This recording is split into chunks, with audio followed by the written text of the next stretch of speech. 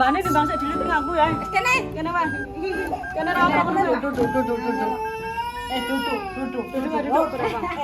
Duduk meneng ae. Berapa itu? Oh, terus iki lho masih jejeg. Panas setengah dengan kepala rendah. Kakinya mepet ke belakang, kepalanya tegap. Sendalnya berapa sih? Sendalnya berapa?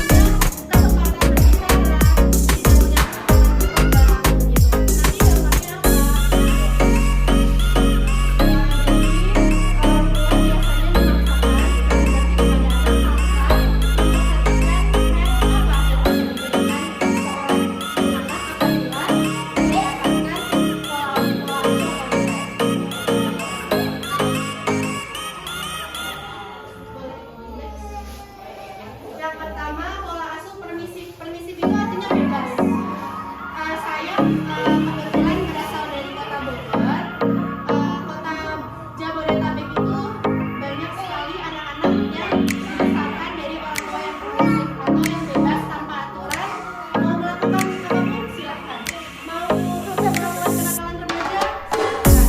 Jadi orang tua melaksanakan tanggung jawab dari orang tua kepada anak.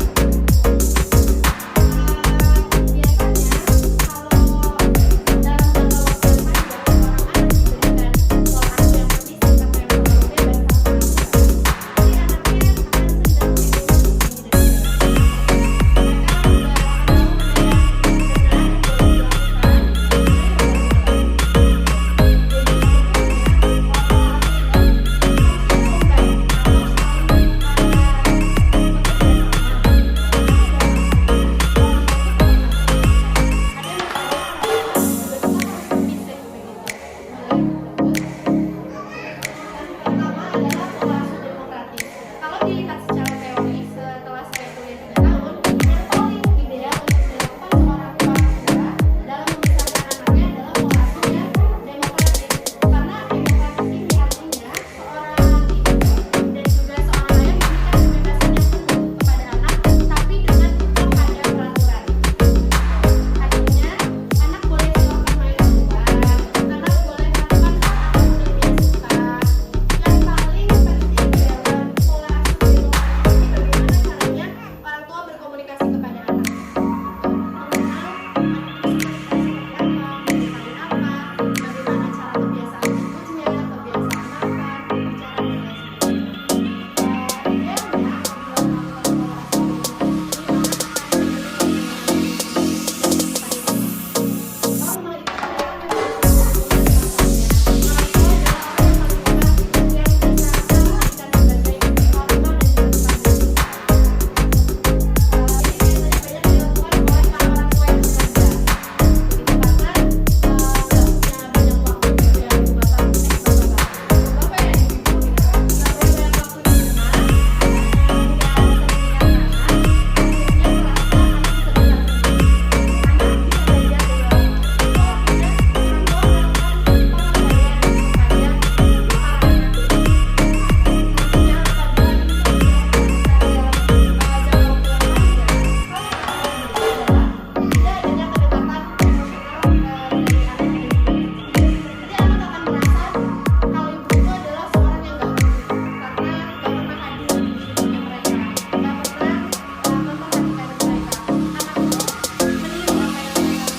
Kalau ibunya melakukan pengabaian, otomatis saya akan mempelajari ayahnya dengan melakukan suatu kemudian orang tua melakukan pengabaian, anaknya juga akan abai pada kalau anaknya sampai nggak diurus orang tuanya, terus nanti orang tuanya nggak diurus, ibu nggak mau. Karena mereka melihat dan mendengar apa dari yang kedua orang tua dan menirunya. Seperti yang sudah saya sampaikan di sini. Saya yang kedua ada yang mau bertanya? Atau boleh tanya? Boleh mana mau bertanya atau mau bertanya? Ada yang mau bertanya?